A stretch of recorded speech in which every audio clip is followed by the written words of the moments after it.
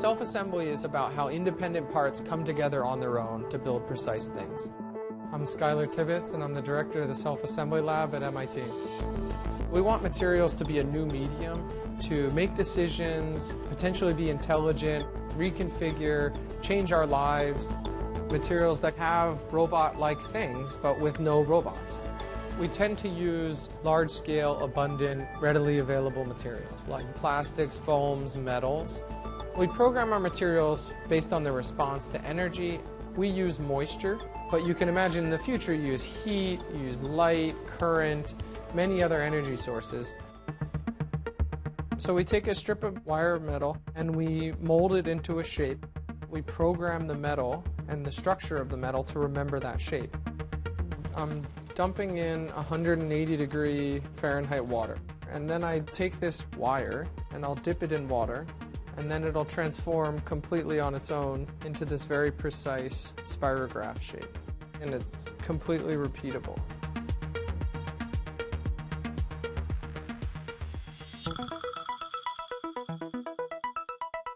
In this project, there's two materials. There's a black material and a white material that are printed. And we print with these very precise materials in very precise places. So it folds from a flexible, record-like shape into a rigid, saddle-like shape. So you can imagine these materials self-fold into shoes, into garments, into components for planes, into tires that change grip, where the materials are smarter and they actuate themselves. This prototype, when you push down, it bulges, showing how a pipe could expand based on capacity. And then you can imagine pipes that shrink to change flow rate, so they pinch or they undulate. In the future, we hope that I wouldn't need to actually change this through force, and it could adapt completely on its own. We're always excited about doing things that are seemingly impossible. We're pushing the limit. If it seems like we can't, let's try to do it.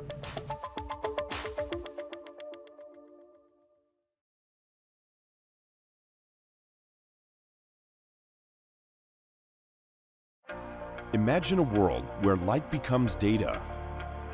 LiFi is simple but powerful. We all know how a light bulb works. When an electrical current is applied to an LED light bulb, a constant stream of light is emitted from the bulb, which we see as illumination. Since LED bulbs are electronic devices, the current, and therefore the light, can be modulated at extremely high speeds. This can be detected by a photodetector and converted back to electrical current, therefore carrying data. This is the nervous system of an internet revolution.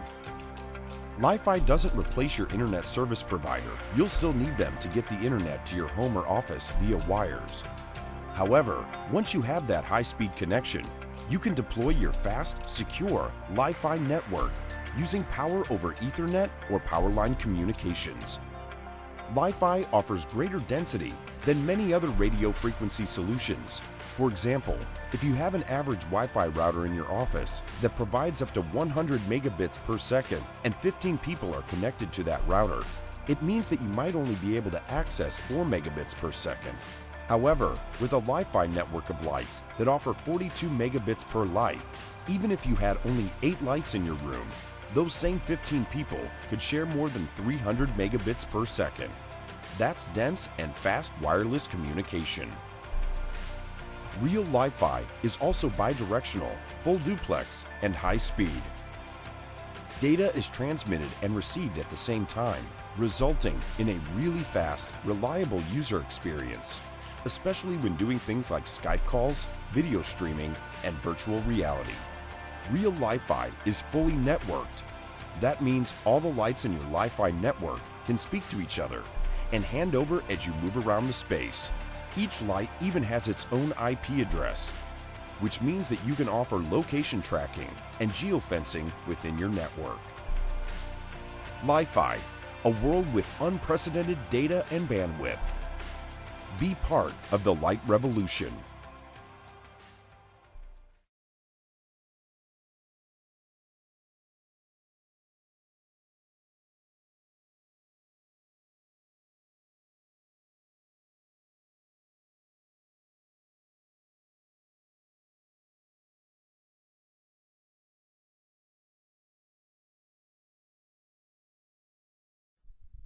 Welcome again, guys. In this video tutorial, we'll be talking about the sonication of a cell. Now, what is sonication and what do we require sonication? The answer is sonication is a process of rupturing the cell membrane so that we can deliver certain substance from outside inside the cell cytosol, or we can take certain material from the cell out, right? So this is the process of sonication. Now we use ultrasonic sound for this process. Let me take a color here.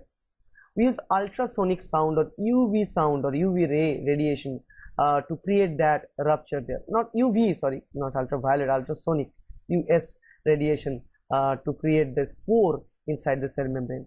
Because you know, in cell membrane, if you look at cell membrane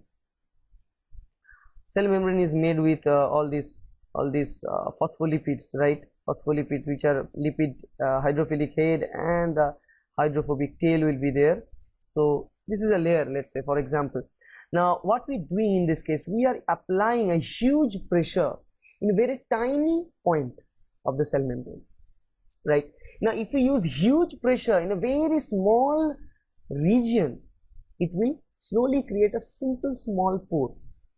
And if we create a very small pore, not everything will come out from the cell, but it's enough to insert certain material inside the cell, right? For example, we are inserting a DNA coated with gold particle inside the cell. So what we can do, or let's say we are taking out some DNA, fragment of DNA outside the cell. What we do, we need to simply create a pore in the cell membrane in such a way that the cell should not die. This is the huge important thing. If we have the ability, I mean, if it's required that you can kill the cell and take the material out, then we don't need sonication. We can simply fracture it out by physical shearing or many other processes out there. Fractionation of cell is out there, centrifugation, the rest of the stage, homogenization is out there. But sonication is important because sonication is very, very fast. I mean, simple small ultrasound, it will go to a small section of the membrane, and as a result it will create what we call the cavitation bubble, and the cavitation bubble slowly start to increase in shape and size. As it is increasing in size, it will slowly push the head of phospholipid side and creating small pores inside. So then what will happen here, if it creates a pore, you will see a pore is created, right? Pore is created due to the segregation, right? And as a result, that pore is created, DNA can come in or out, or any particle we want to deliver, we can deliver inside very easily. This is the process of sonication, right? And it is required to take something out from the cell, maybe a fragment of the cell, right? Maybe some proteins from inside the cell, or we can deliver something inside the cell. So you simply take some sample vessels, ependophs, and you simply add the ultrasonic horn, and that will go, that bubble, that sonication bubble slowly start to rise, and it will hit the membrane of cell, and that will separate some of the phospholipid heads and creates a pore. Through the pore, DNA can enter or DNA may come out, right? But after this sound is taken off, this whole process can be restored because it creates a small de-alignment for a moment, for a fraction of second. It creates a segregation of phospholipids from each other. That's it. Once the sound is gone, again there is a chance of reunited feature of those phospholipid heads. As a result, that membrane porous region will be now free. It will be again filled, the gap will be filled again. Okay, so see, this is the process of sonication. And in sonication, what we use enzymes. Let's say, for example, inside the cell we have certain enzymes, and we are adding a particular dye to see whether sonication works or not. This is an experiment, and we add ultrasonic sound. After that, we add some coloration, and we see then after the coloration, color is provided, we see that color coming out from the complete cell. That means the color take entry inside the cell during that time of the sonication. So this is a proof that sonication is possible, and this is the process of sonication. And we use sonication to take certain materials like DNA fragments out to study, or say we can also take protein fragments out from the from sonication. We sometimes also kill the cell using sonication, or also take out some proteins, because and we use this because it's very, very fast. We just put it in the sonicator and start the charge, I mean sonicating voltage, I mean ultrasonic horn, and then after that in fraction of second we get all the products coming into the buffer. and we can take it out and do the rest research. Okay, so that's the process of sonication and the importance of sonication. I hope this video helpful. If this video is helping you, please like the button, hit the like button there. Subscribe to my channel. The links are provided in both this way. There is a link in the bottom also. To get more and more videos like that, share this video with your friends and keep viewing. Thank you.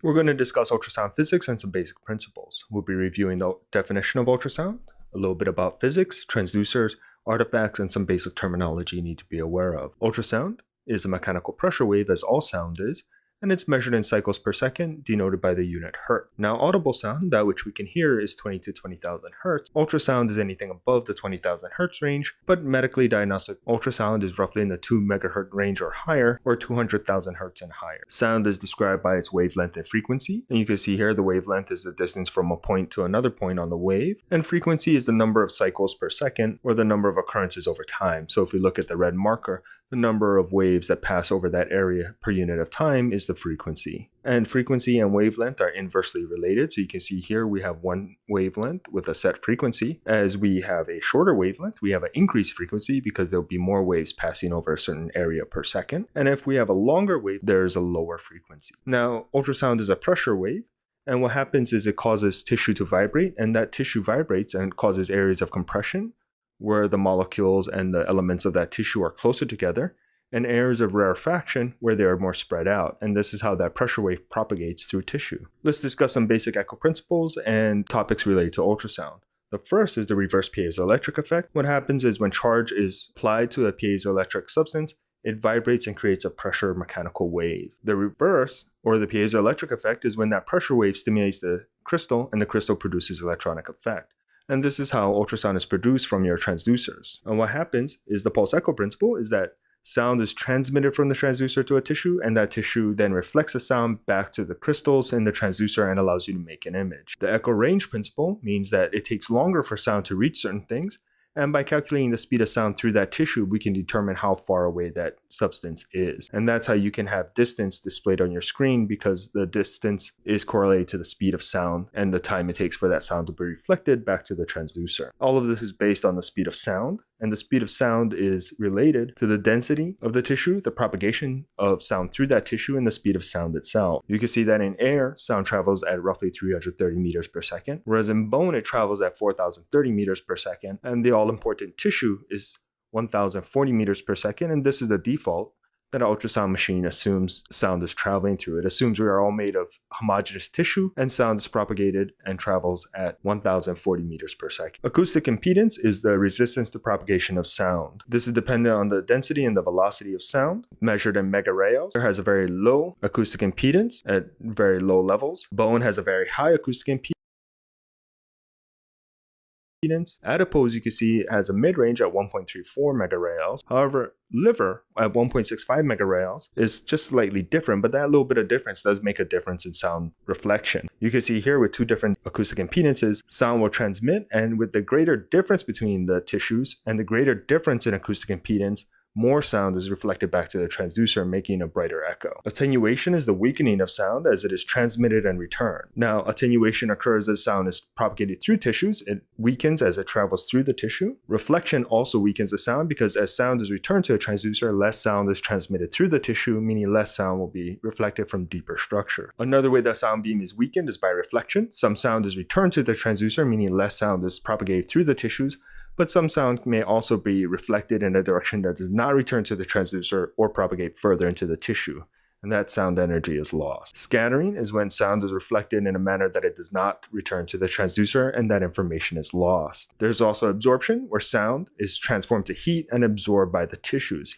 Heating the tissues but also weakening the sound beam. There are multiple modes of ultrasound that we'll cover. A mode, or amplitude mode, will have the reflection, and you'll see the sine wave where you see different amplitudes as sound is reflected back. This is not very commonly used in diagnostic ultrasound anymore, and instead we use B mode, or grayscale imaging. The most common ultrasound mode you'll run into is B mode, or brightness mode, or commonly known as grayscale imaging. You can see here each of the pixels has a brightness and is displayed somewhere from black to white on a grayscale, hence the two names B mode, or brightness mode, or grayscale. M mode is motion mode, and what will happen is there'll be an M mode spike, or that green line that you see, and what happens is every motion over that line over time will be plotted out in a graph tracing.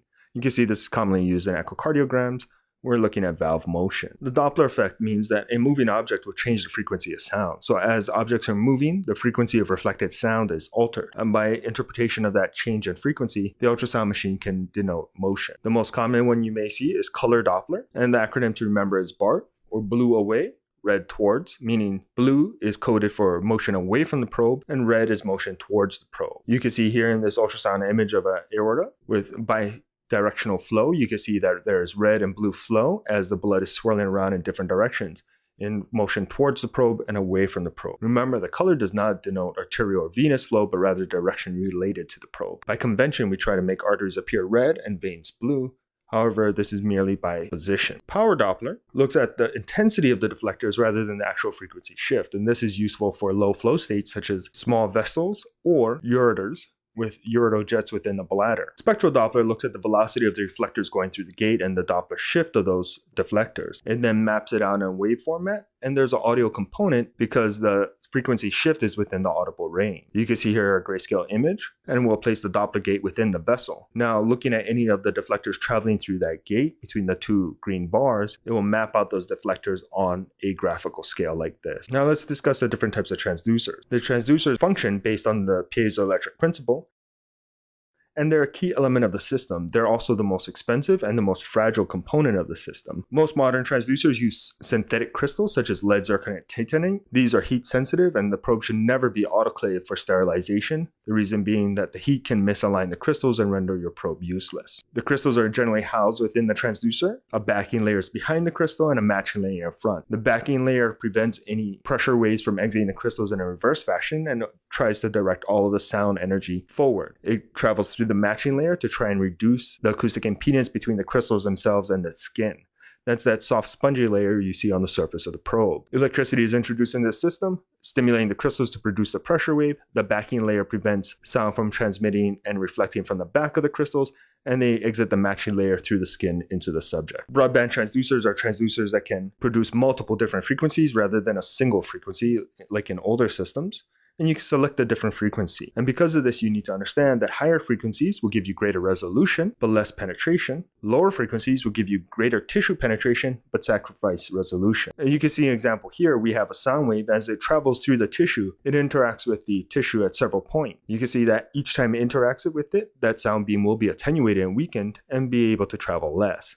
If that sound beam interacts with the tissue very frequently, we'll have a lot of attenuation and a lot of weakening of that sound beam, and it won't get very far. However, it will have interacted with that tissue in multiple areas and give you a better resolution. However, with the lower frequency, we'll have less resolution because there's less interaction with the tissue, but with that less interaction, there will also be less attenuation and the sound beam will penetrate deeper. Now, there's multiple types of probes, and depending on your type of ultrasound system, they may look slightly different based on the casing and the model. While ultrasound probes are designed differently by different manufacturers, the basic type of probes are similar throughout. You can see the linear array, which is a rectangular face, and this sends out beams in a very parallel fashion, giving you a rectangular display on the ultrasound screen. A curved array is a linear array that has been slightly curved. You can see that the beam splays out, giving you a wider field in the deeper portion of the image, but the sound beams are located closer together and nearer to the probe. An endocavitary probe or intracavitary probe is merely a curved array with a very tight curve on a longer handle. The phased array, which is commonly used in cardiac imaging but can also be used for abdominal imaging,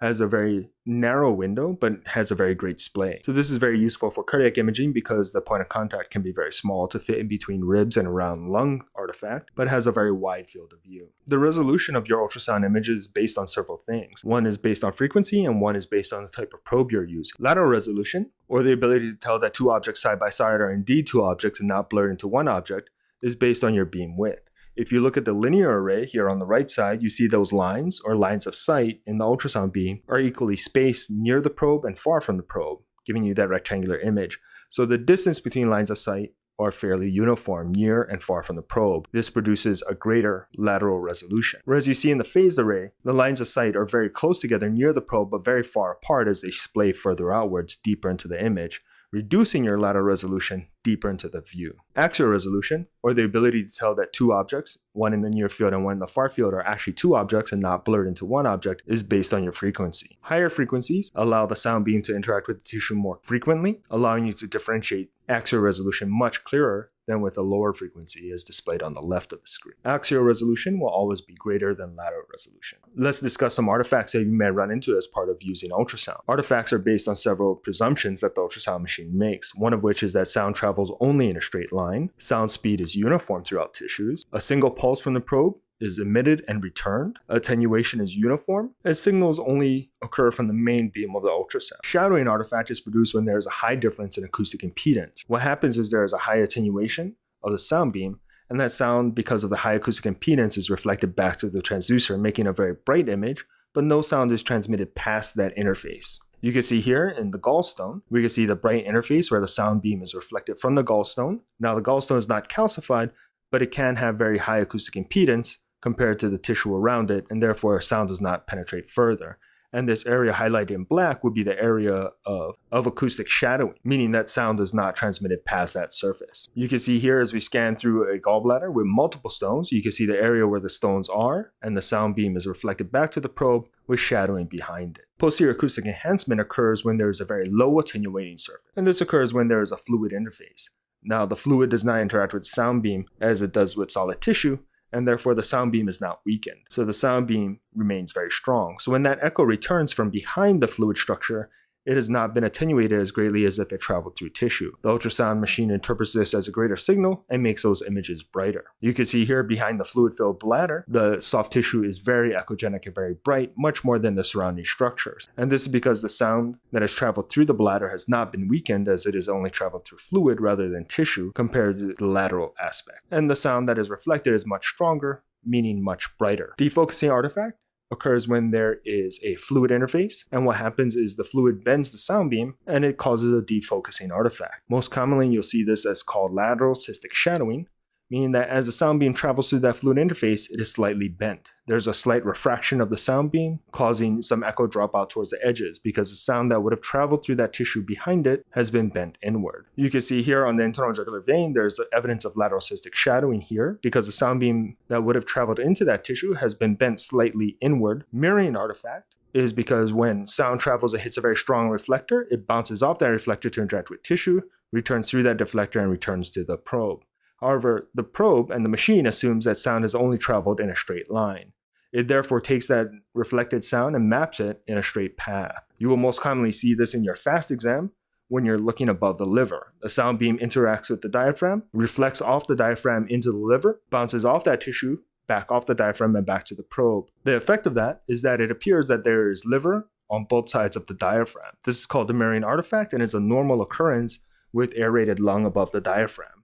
And you can see as we're scanning through, you can see that the liver appears to be mirrored on both sides of the diaphragm. Reverberation artifacts occur when sound travels into tissue. Because of high reflection, the sound bounces within that tissue and returns multiple signals to the probe. Because the probe assumes that ultrasound has traveled only in a single line, those reflections and reverberations are then mapped in increasing depth throughout the image. You can see here the reverberation line passing in through the bladder, and you can see that it does cross anatomic boundaries, leading you to the assumption that it is an artifact. It is a reflection of the probe bouncing off the peritoneum on the anterior surface of the bladder. You can see here that the ultrasound beam reverberates between the pleura and the pneumothorax. And you can see those reverberation artifacts passing throughout the field of view here. This is also what produces your B lines in pulmonary edema. In pulmonary edema, the space between the aerated lung and the edematous tissue of the lung is very small, so those reverberation lines are very narrow and very close together, looking almost like a vertical line. So let's discuss orientation and planes. There's an indicator on the probe, which aligns with the indicator on the screen. Unfortunately, indicators may vary by probe and by manufacturer. Orientation is based on the indicators, and body orientation or abdominal preset orientation is based that the indicator will be pointed towards the patient's right, the patient's head or somewhere within that 90-degree range. And this is so that you can look at the ultrasound image and be able to orient yourself as to the direction of the image. So by convention, the indicator probe should be pointed towards the patient's right, their head, or somewhere within that 90-degree plane. So if you look at this ultrasound image, both of a transverse and a sagittal image, because of the indicator and orientation convention, I can tell that on the transverse image, we can tell which is right and which is left. And on the sagittal image, we can tell which is cranial and caudal. You can see here in a sagittal image, because my indicator is oriented towards the patient's head, I know that the indicator side of the image is towards the patient's head or cranial, and the bottom of the image is towards his feet or caudal. In a transverse image, because the indicator is oriented to the patient's right, I know that the right side of the image has the indicator dot on it, and the non-indicator side is the patient's left, making the structure measured is abdominal aorta and not his IVC. Let's discuss imaging plane. Sagittal images are cutting from an anterior to posterior plane, and the indicator would be oriented towards the patient's head. A coronal view is cutting from lateral to medial, and the indicator would also be pointed towards the patient's head. A transverse view would be going from anterior to posterior, and the indicator would be oriented to the patient's right. Now, an oblique view would be somewhere within that 90 degrees, and the indicator would be pointed towards the patient's right side or towards their head, somewhere in that 90-degree range. Cardiac orientation is slightly different. Cardiac orientation has the indicator pointed towards the patient's head or their left side. Now, unfortunately, when we talk about head, we're actually talking about the superior portion of the heart. So the indicator should be pointed towards the superior portion of the heart. And because the heart is an oblique structure, we're sagittal to the heart and not necessarily the external anatomy of the patient. You can see here that the indicator is pointed towards the external anatomy of the right shoulder, but on the image, it is actually pointing towards the top of the heart, giving you a sagittal view of the heart rather than a sagittal view through the patient's body. And mostly when we discuss specific organs, we were talking about sagittal and transverse in relation to that organ and not necessarily external anatomy. So once again, in a cardiac preset, we are sagittal view of the heart, indicators towards the top of the heart or the head portion of the heart, and the non-indicator towards the foot or the bottom portion of the heart. In a transverse view, the indicator is oriented towards the patient's left side, so that when I look at the image, I can see a transverse cut through the left and right ventricle, and I know which is the left and which is the right ventricle based on probe orientation. Let's discuss some ultrasound terminology used to describe images,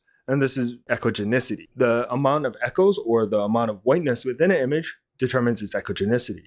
And it can be hypoechoic, hyperechoic, isoechoic, or anechoic, and it is a relative scale. For instance, we see more echoes within the circle, meaning it is more white within the circle than the surrounding tissue, so the circle is hyperechoic to the surrounding tissue. The surrounding tissue is hypoechoic to the circle. Here we see that there is less echoes or less whiteness within the circle, so the circle is hypoechoic to the surrounding tissue, whereas the tissue is hyperechoic to the circle. Here we can see that there's the same amount of echoes within and without the circle, so the tissues are isoechoic or of similar echogenicity. The circle here is completely black and has no echoes within it, so it is anechoic. You can see here on this image of the lower thorax with atelectatic lung, spleen, and a pleural effusion.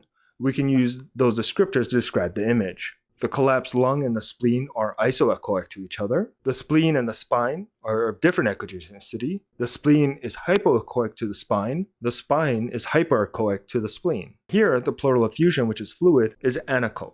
Don't forget to follow on YouTube, Twitter, and subscribe to the channel.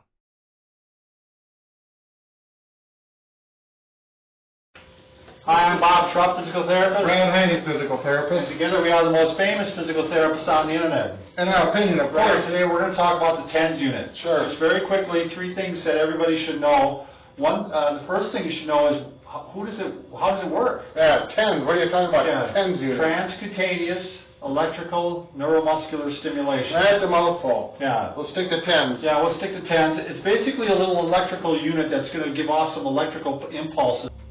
What's happening when those electrodes, when you have pain, that pain, the message of pain is sent up to the brain via the nerves, right? This is a pretty basic drawing here. We're not going to get into heavy neuroanatomy here. Right. So basically what we do is when it sends little impulses, this sends little impulses that are supposed to try to cut off that nerve pathway. So Sure. that message is no longer getting up to the brain. The TENS unit. Generally the way you're going to do this is you're going to go to get a prescription from your doctor, and you're going to go to your physical therapist, and they're going to give you a unit to take home and try. Right. So that's the best way to do it. Now I've seen these, that you can buy these online, but I don't think they're very strong, and some of them are very deceptive. they're actually not TENS units, they're EMS units, more the muscle stimulator units. Sure. And those are totally different things. Now, if you have a pacemaker or a defibrillator, you're definitely not going to want to put this over that area. I wouldn't even use it at all. Right. If a patient has that, I just don't even think about it. All right, Brad, is this a hint? Yeah. Don't put it over your eyes. Oh, and I thought you meant your glasses. Over your glasses either. If you're having a headache, you're not supposed to put it on your temples like this. You bet. Okay? You're not supposed to put it on the front of your neck on your carotid arteries. There's some little sensors in your carotid arteries that could knock off everything. Yeah, it throws off your blood pressure. Right. In fact. Don't put it through your chest. In other words, one on the front, one on the back. Yeah. Okay? They're laughing funny, but you know, someone might do this kind of thing. Brad, say ah. Ah. Don't put it internally. Right. Now, by internally, we also mean Wherever. down there, baby. Cavities. Okay, don't put it on fragile or broken skin. Right. Don't put it on infectious skin. I mean, that's more, the worry is that you could put it on here and then you could spread it to something else because Sure. the infection would be on here. Mm-hmm. Do not put it over a tumor. They have found that this actually could help a tumor grow. Right. Yeah. So, what else am I missing, Brad? I would avoid, this is a standard one. Do not put it, can you face this way, Brad? Do not put it directly on the spinal cord itself. So right on the spine. We put them right on the sides of the spine, on the muscles. That's where, if you're having pain, you put it. Do not put it, I would not use it on a pregnant person. No, I just wouldn't do it. That's off my lap, too. And I wouldn't do it on somebody with epilepsy either, just, Right. who knows that it might trigger. A seizure is a brief episode of abnormal electrical activity in a person's brain. It's like when your radio goes fuzzy when you go through a tunnel, or when your television gets a funny picture for a couple of seconds and returns back to normal. There are many types of seizures. With some seizures, a person may become very stiff. They pass out and their whole body shakes. Some people have seizures where they become confused and may have movements that seem silly or don't make sense. They might not respond for a couple of minutes. Some people have seizures that are so short that all they do is stare for about 10 seconds and may just flutter their eyes. Some people have seizures where very suddenly they become weak and fall to the ground. Some people have seizures daily, others have them every couple of months, and many kids have them every now and then, or never because they're on medications to control them. Epilepsy is when a person has 2 or more seizures from something other than a head injury or from being very sick. Having epilepsy or seizures is nobody's fault. Sometimes people may have different types of seizures with their epilepsy. Some people with epilepsy may have a reason for their seizures, such as a brain injury when they were born, or a trauma that may have occurred. But for most kids with epilepsy, we don't know the cause and we assume it was something they were born with. There are a lot of medical tests for someone who has a seizure or seizure disorder. These tests are important because they help your caregivers keep your body safe and healthy. One of the most common tests is called an EEG. This measures the electrical wave patterns in our brains. What do you mean we have electricity in our heads? Everyone has a pattern of electrical activity in their brains to tell their bodies what to do. An EEG involves meeting one of the nice technicians who will put little wires called leads on and around your head. While the technician places the leads, you will lie down on a comfortable bed and watch your favorite movie for about.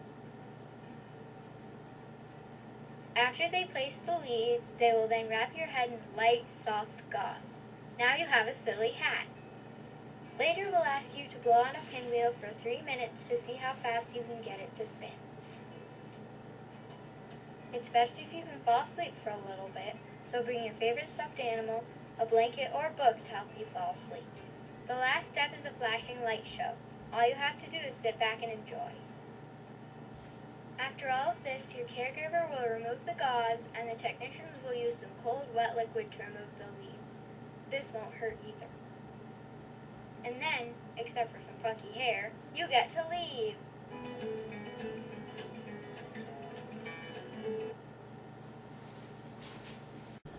From destzapper.com, and today we're going to answer the simple question, what is a Howland-Clark zapper? Dr. Clark, in 1995, introduced a brand new term to the self-health, personal wellness arena, when she came up with the term zapper. And what it is simply an electronic generator, runs on a battery, a 9-volt battery, in this case, with our AutoZap professional zapper, and it generates tiny pulses of electricity that are then put into your body through a couple of copper pipe handholds. You just wrap them with paper towel, dampen them, and hold them for 7 minutes at a time. The automatic timing is built right into the professional AutoZap zapper. So you just, when you hear the beep, you pick it up, put it down. It's a very simple thing, and the way it works, according to her testing now, her latest research, is it actually wakes up your own white blood cells. YouTube, what is going on today, guys? It is Mike here, bringing us all a brand new YouTube video today. Today, guys, I just woke up about an hour and a half ago, and I've already kind of noticed something when I've woken up today, and I am a little bit irritated today, a little bit more than usual. And, you know, that Bartonella, I haven't really done it that much. I've only done it about 4 times at 1 minute. It's G2, so it's only about 2 minutes. And, you know, and I've noticed a couple things with it of the frequent urinate. Guys, I go to the bathroom like 25, 30 times a day, like peeing, just peeing. And it's really kind of amazing how much I'm going to the bathroom. And I don't really know if you guys can tell. Maybe I'll show a picture here. I don't know if that's like by the kidneys, and I know they're by the adrenal glands. And, just something like that, because it is really flushing, like something is really just dying off, and I'm able to just like go to the bathroom more, and that's good, but I just have to be careful with my dehydration. I have to get my salt and sugar. But yeah, I have to tell you guys too, though, when you people who watch these videos later on, I don't know if it's going to be years down the road, I don't know, but just know with the rhythm machine, and I just kind of give a little bit of a life advice tip with using it, is you really need to just relax and to just stay as calm as possible, and just really kind of be in a good place a lot of the time. And I know a lot of people don't have it as easy as me, staying home all day and really just kind of waiting till you get better. And a lot of people have to work and kind of move, and I wish I would have kept a movement schedule of doing that, because I don't think I would have been in the funk I'm in right now. With me not being moving and moving the toxins, but I'm getting close to it. But the life advice I really want to give is when you're kind of rifing, I just try to be as calm as possible. Really, you are going to have a lot of anger spikes. You're going to have so much die off from whatever you're really treating, guys. And this thing is the real deal. This is going to be like any other detox remedy you've ever done. It may even be worse, because you are just annihilating every kind of bad bacteria in your body, spirochete. And you just really need to stay focused and to really figure out what your goal is and what you're going to be kind of getting at. And that was me. I read all the success stories. Everybody goes through what we're going through. Whoever's watching these, they go through the chronic herxing, the headaches, the anxiety, the panic, the joint, anything you can think of, guys, you will go through with rifing. And just how easy this is to use. I've used it for all kinds of things. Let's see if you can hear this. I put it on high frequency. There's basically 2 settings, which makes it very simple. See, this is the high setting. You might be able to hear the ultrasound. Now, it's kind of going up and away. I hope this cheap little microphone can pick this up. If it can't, well. Okay, now I just went into ultrasound, which is sound above the normal hearing range. And that's probably about 16,000 cycles per second. It's between 16 and 20 for most people. As you get older, you lose higher frequencies. But anyway, the point is that the sound frequencies are what actually do the work. And intrasonic is better. With intrasonic, there is a range of frequencies that is just below that.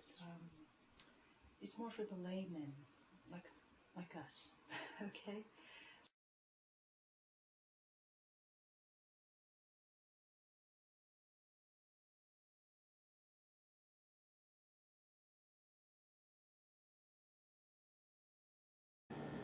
I will actually show you some quantum objects that you can actually see can actually hear them, and you can touch them. So let's start. It all starts actually up to a few minutes ago before I came on stage, that quantum mechanics was describing very well and very accurate the world of atoms and molecules. Then at larger scale, and it already starts at our unit, the biological cell, it kind of stops. A biologist takes the cell as the fundamental unit to build up biology. This is an enormous simplification because it completely ignores quantum mechanics. But it is as best as we can do at this moment. Larger objects like our hair, which is basically the smallest thing we can see with our eyes, or us, that's all classical. But the small things can be described very accurately. And the people who put forward this theory, the quantum theory, are actually, maybe they've made the greatest intellectual revolution of mankind. You see a picture here with, on the first row, very prominent Albert Einstein. Clearly recognize him in the middle. On his right, left for us, there's Hendrik Lorentz, our Dutch hero. And next to Lorentz, we see Madame Curie. And many of these men in this picture have received a Nobel Prize for their great work. There's one person who got the Nobel Prize twice. That's actually the only woman in the picture, Madame Curie. So apparently it's true what they say, that women have to perform twice as good in order to be part of the gang. She did it. So, this is 100 years ago. What's new? Well, present day geniuses look like this. This is a group of brilliant people that form our group at the TU Delft. But again, they are at the verge of a new quantum era. We are no longer studying atoms and molecules as given by nature. In contrast to that, we actually design and make, by using very advanced fabrication techniques, new objects, much bigger, but that still show this absurd quantum mechanical behavior. So what is actually absurd about quantum mechanics? Why are we so excited about our quantum stuff? Let me give you two examples of absurd quantum mechanics. The first example is quantum superposition. Let's take a particle, like an electron or something, and bring it into a ring structure. And the particle can take the upper arm to get to the exit, or take the lower arm to get to the exit. Now what actually happens in quantum mechanics is that the electron takes both arms at the same time, simultaneously. Really, it's sitting in the upper arm as well as in the lower arm at the very same time. And we know this because we follow the particle and we see that at the exit of the ring, it actually collides with itself. It bounces into itself. And we observe this as interference. And such a superposition of being at two different locations at the same time has been very thoroughly checked in all kinds of experiments. Quantum superposition. The next example is the example of entanglement. And we start very simple. We take, let's say, a red particle and a white particle. Very classical colors. Then the next step is that we bring them together. And we make them interact a little bit. So we bring them very close together so they feel each other. And by virtue of this interaction, they become entangled. They take over each other's properties. So in terms of color, they become white-reddish. Now that's okay. The curious thing happens if we take them, we entangle them, and bring them apart. And while taking them apart, they remain entangled. They still, the one that's on the left for you, still has some properties of the other particle, which can be at a very large distance, as far as the size of the universe, in principle. So that's entanglement over a very long distance. Particles keep having each other's properties. So what can we do? How can we actually measure that? Well, the problem is that if we measure it, we have a classical, let's say, color measurement apparatus. And the color measurement apparatus is a classical thing, so it can only give classical answers. So it says, let's say, red or white. So if I say, well, particle on the left, what is actually your color? And I measure it. It says, for instance, red. But maybe you notice that the particle on the right, at the same moment, became white. And let's check it again. I measure the left particle, and the one on the right immediately becomes white. That's because color is a conserved quantity in the universe. So if something completely turns red, there's something else where it used to be entangled with is completely turning white. And this action over a large distance, and remember it can be the size of the universe, these particles can be apart, takes place instantaneous. Let me put it there. A measurement of the color on the left particle immediately changes also the color that's far away. And so if I do something here, and at the same time I change something there, without any signals traveling over to actually say, well, you just go there. There's nothing in between, much faster than the speed of light. So this is a prediction from quantum theory. And one guy, Einstein, said, that must be wrong. Any theory that predicts spooky action on a distance, do something here, change something there, that's a prediction that tells that the theory is wrong. It doesn't say it's possible, it tells the theory is wrong. Luckily, we also have other heroes in physics. This is a theoretical physicist called Richard Feynman. And he said, let's not be bothered with all these philosophical, consequences of our theory. Let's calculate and see what happens. Now here at the Delft University of Technology, we educate engineers, actually guys like me. And our approach is that we feel challenged. And we say, okay, let's do it. So what do? We take these two particles, we bring them far apart, and we make it a bit more complicated. We bring in a third particle, the green one. The green one we bring to the left one, and we make these two interact. I'm going to give them some interaction, but view the graph carefully.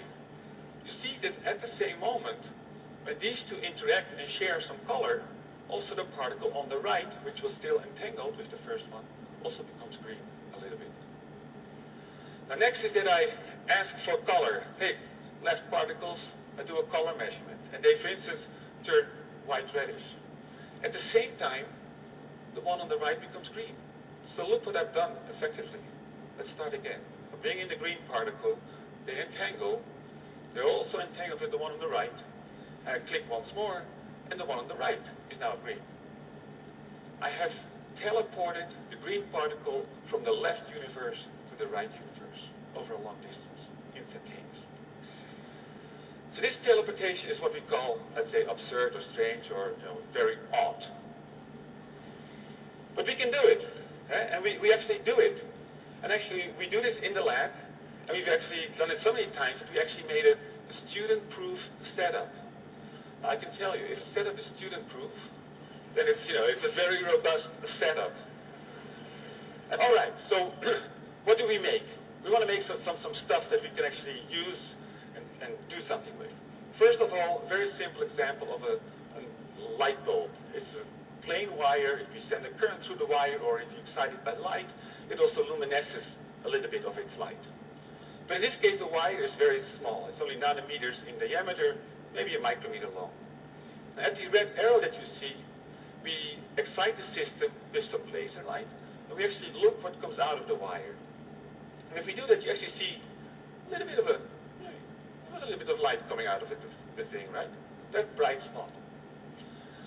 Now, what is special about this bright spot, that if you analyze it with a good detector, it actually comes out as a stream of individual light particles, one by one.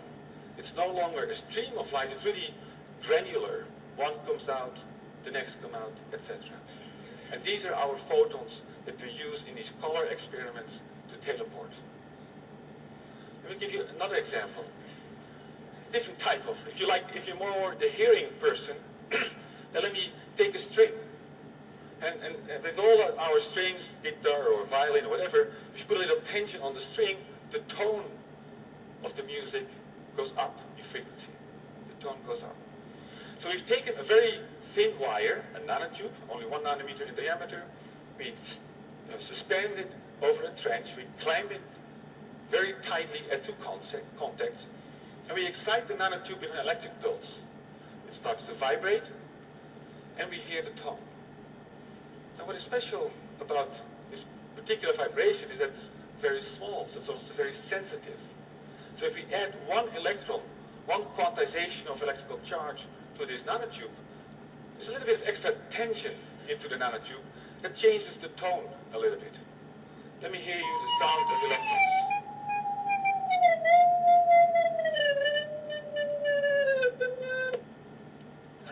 The composition could be a bit more interesting, but the change in tone, if you go from one level to the next level, that change is induced by one particular individual electron. You hear, let me let it hear again, what you hear are individual quantum electrons.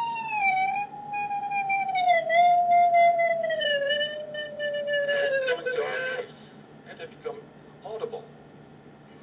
Now let me give you the most recent example that comes straight from the lab of my colleague Leonardo Di Carlo. And actually, I need to do something for this, because we have the Di Carlo lab actually made a box. You see the box already on the picture on the upper right, with a few coaxial connectors to it. And if I get my gloves on, you will actually let me touch the box. All right. And the box is big. I can hold it in my hands.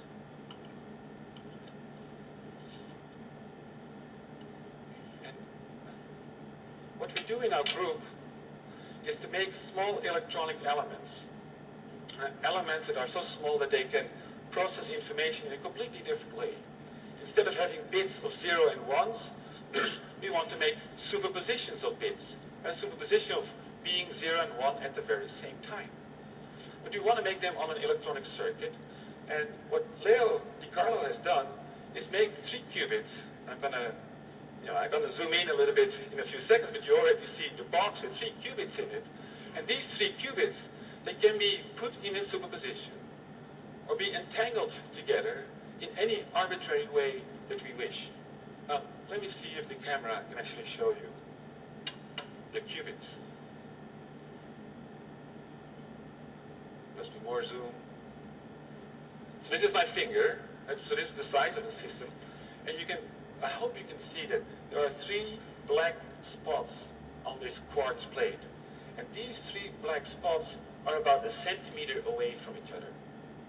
And these are our qubits, the qubits which are in a quantum superposition, and we can entangle different qubits together. So we're now on a chip of centimeter size. And so the distance between the different qubits is about 1 centimeter, and we can perform all this quantum absurdness on this chip at a visible length scale.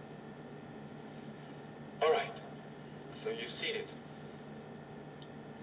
Now, of course, it only works if the details are fabricated very, precisely, and the details are nanometer scale. And so it's not just that every centimeter object starts to behave quantum mechanical.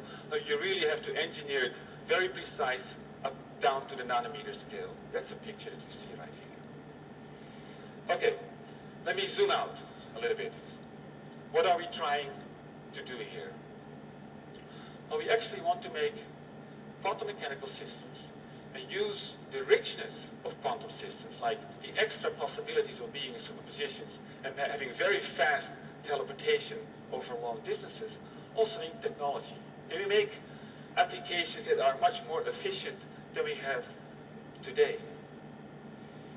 And particularly, because we're in the quantum information business, we want to extend the quantum, the level of quantum from the atom to a transistor. That is already the case. That's working very well. But we want to bring it even up to a higher level of complexity, that a complete electronic circuit behaves quantum mechanical. And it would win so much in efficiency, you would not believe it. And that would also make our gadgets a lot faster.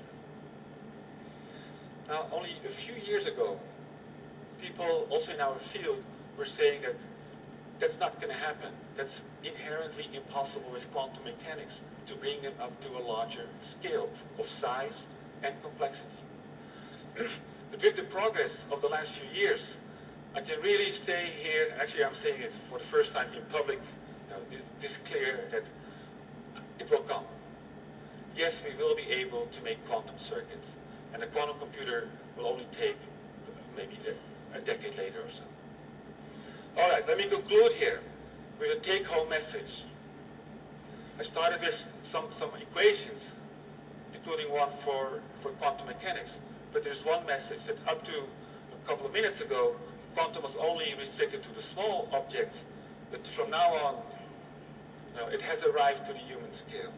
And we can see it, we can hear it, and we can touch it. Thank you very much, and have a great day.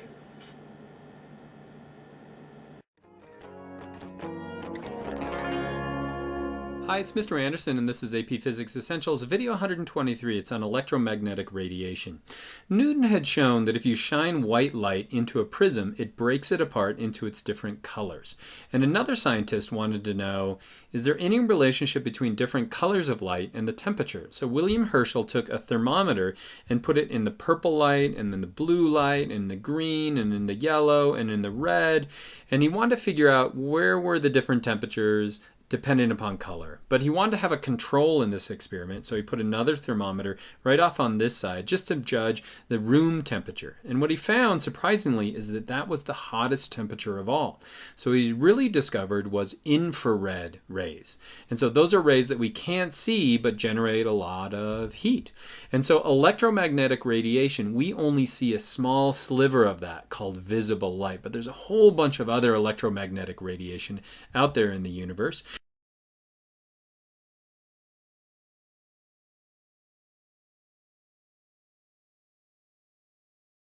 And we can put it on a spectrum and measure it from the really low, small wavelength to really long wavelengths up to kilometers in wavelength.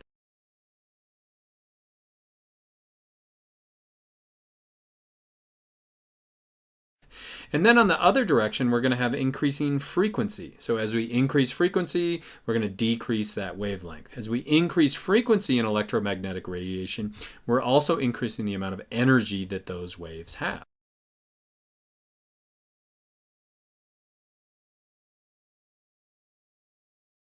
And so if we start with really high energy, we would have gamma rays, then X-rays, then infrared, and then visible light. So you can see that we're just seeing a small sliver of electromagnetic radiation. We then move into ultraviolet, finally into microwaves and radio waves. And so inside this room right now, I have visible light, but there are also radio waves here. That's how you could pick up a radio signal or a TV signal. But I also probably have microwaves in here as well. Hopefully I don't have too many gamma rays in here right now. But if we put them along a spectrum, they're going to decrease in wavelength as we move towards those gamma rays. To give you a sense of scale, radio waves are going to have wavelengths around the size of a building, but gamma rays down around the size of a nuclei. And there's this inverse relationship. So as we increase wavelength, we're going to decrease the amount of frequency. And so as we increase frequency, we have higher amounts of energy. So which one would you rather be exposed to?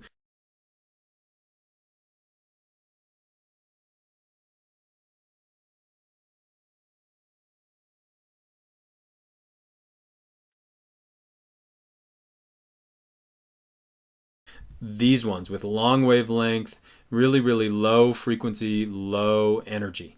The ones on the right side are going to be able to damage cells, ionize cells, cause damage to the cells itself. And so did you learn to just make qualitative comparisons based on wavelength and frequency of electromagnetic radiation? I hope so, and I hope that was helpful.